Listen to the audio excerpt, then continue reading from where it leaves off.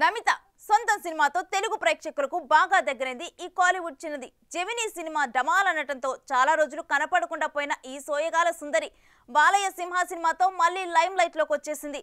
స్నేహితుడిని పెళ్లి చేసుకుని సైలెంట్ అయిన ఈ అమ్మడికి తమిళనాడులో ఏకంగా గుడి కట్టేంత డై హార్ట్ ఫ్యాన్స్ ఉన్నారంటే విశేషమనే చెప్పాలి. తాజాగా ఒక గుళ్ళో జరిగిన అవమానంపై నమిత విడుదల చేసిన వీడియో ఇప్పుడు సోషల్ మీడియాలో వైరల్ గా మారింది. తన సోయగాలతో కుర్రకారుని కిర్రెక్కించిన బొద్దుగుమ్మ నమితకు చేదు అనుభవం ఎదురైంది.